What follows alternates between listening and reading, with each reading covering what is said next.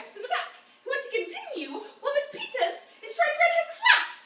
Time to pork keisters and the flopping gums for come back there and avoid us. That was a little taste of the Brooklyn accent. Very useful for situations where you want to cut right to the point, but we'll get to that later. I'm Brigid Reilly, and this is Accents Incorporated by John C. Havens.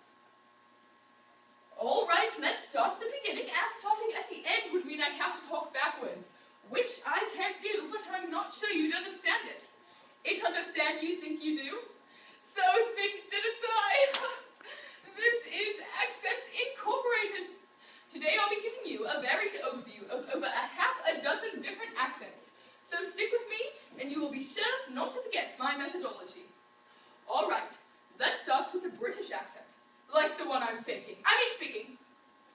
Speaking. There are over 100 different British accents, so let's start with the London/British dialect. Now, if everyone would be so kind as to stand in your seats and do this motion with me. We are sipping our tea. Very British. You'll notice my pinky is high in the air whilst I drink. Why do we do this, you would ask? It's because the handle is too small for our fingers. Definitely not. It's because the British are snotty. Say that with me in a London/British accent. Snotty. Remember to keep your nose high in the air and talk nasal. Alright, let's try another phrase. I'm going to the theatre this evening. Now you. Good, but more nasal and really be pompous. Now let's try our last phrase in the London/British dialect. Take your tea again. And say, this tea is divine. Now you. You in the third row, you do not look condescending enough. More nasal. Good. All right, now on to something a bit more difficult, the Cockney accent. For the Cockney accent, you must act like you've been beaten repeatedly with large, blunt objects. Do that now. Now, keeping your face in the same position, repeat this phrase after me. Right then, governor. Now you. That was horrible. You have to feel the pain. Act like you've been awake for 48 hours straight, like you are highly medicated. Now try the phrase again. Good. All right. Now on to the Scottish accent, which is great fun at parties. For the Scottish dialect, let's start with the word G-R-E-A-T. Now, how would we say that usually? Correct. The same way we'd say the word G-R-A-T-E, one of the hundreds of twisted and cryptic rules of American English grammar. Now, in Scotland, we'd say that in a similar fashion, but with much more emphasis on the A sound. So instead of great, you'd get great. For the Scottish accent, you must act like you have an enormously thick beard that doesn't allow you to lower your chin. Now, taking a shepherd's crook. Every Scotsman is a shepherd, even the women. Act like everything you say has to be heard all the way down the mountain you're standing on top of. Scottish is not a subtle language. Now, let's try the phrase again.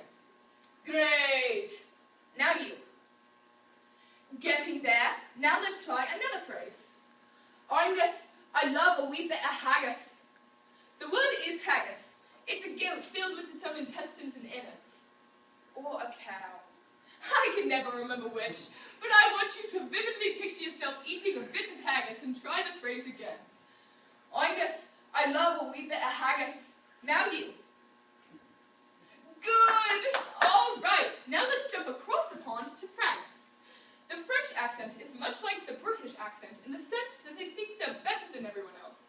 But instead of putting their noses in the air, they raise their eyebrows like this, as if to say, "Via in my country, silly American people."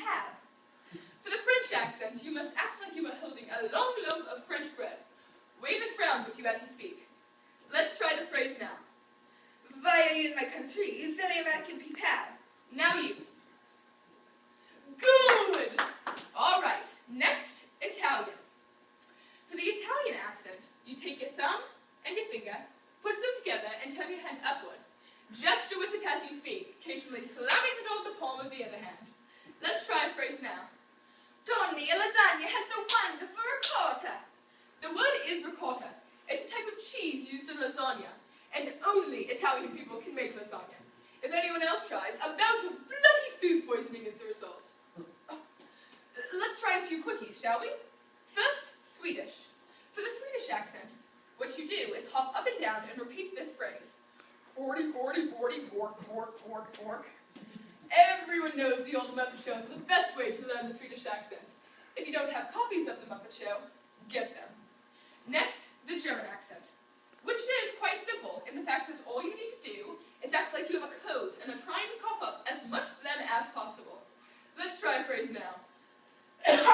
Mein Dusseldorf-Meeting, it's plum. Gattin Himmel.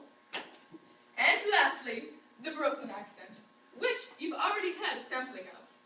For the Brooklyn accent, you must act like you have the Peru strength of an ox, but can't do long division. Let's try a phrase now. Hey, babe, how you doing? Now you. That was horrible. You would get beaten to a pulp if you said it like that. There's a rhythm to the Brooklynese. Try it like this. See how I'm almost dancing like John Travolta in Saturday Night Fever? Now you try. Move those hips, people. What are you, dead? Good. Now try the phrase again. Hey, babe, how you doing? Now you. Good. Oh, that looks like it is about all the time we have. But give yourselves a round of applause for being so courageous and so bloody ridiculous looking. Come back next week when we will be doing all of Shakespeare's plays in under 20 minutes and condensing Webster's dictionary into 7 essential words. But for now, as the Swedish say, pork, pork, pork, pork. Thank you.